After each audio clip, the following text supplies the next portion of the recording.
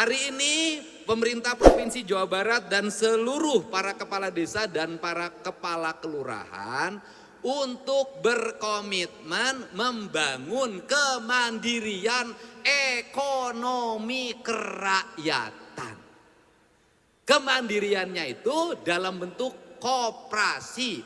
Koperasinya tidak ada birunya, tidak ada merahnya, tidak ada hijaunya. Koperasinya merah putih. Artinya kepentingannya negara.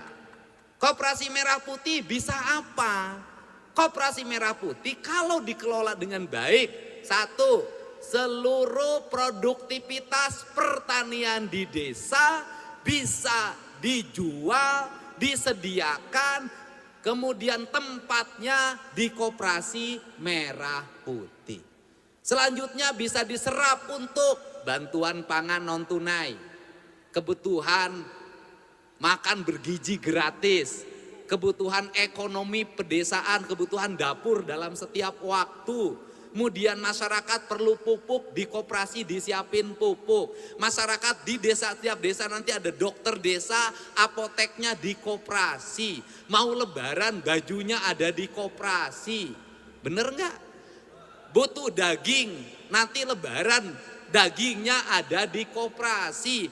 Maka duit ini akan muter dari desa ke desa, dari kelurahan ke kelurahan, dari tangan rakyat ke tangan rakyat. Sejarahnya koperasi mampu membangun ekonomi desa yang kuat, ekonomi rakyat yang kuat, dengan satu catatan, satu saja catatannya, ketuanya dan pengurusnya harus jujur. Bener gak? Harus jujur. Jadi yang paling berat nanti pendirian koperasi bukan mendirikan koperasinya, bukan. Kepala desa nggak usah pusing, biaya notarisnya sudah. Saya sudah diskusi dengan bupati, wali kota, itu tanggung jawab kami yang menyiapkan uangnya. 14 miliar kalau nggak salah sudah saya hitung. Tekudu mikiran 14 miliar jangan provinsi mah kecil. Tidak akan membebani desa. Betul nggak? Sepakat? Selesai. Saya targetkan kan wilayah Kabupaten Tasik tuh yang kemarin masih sedikit. Karena ada berbagai problem lah, nggak usah saya sebutin. Nah kemudian kita targetkan di bulan ini sudah semuanya berakta notaris. Nanti kita gerakin notarisnya. Nah, yang berikutnya adalah yang paling berat adalah menentukan ketua dan pengurusnya yang memiliki integritas. Saya sarankan, boleh gubernur usul agar seluruh transaksi di koperasi itu tidak ada transaksi tunai, semuanya transaksi digital.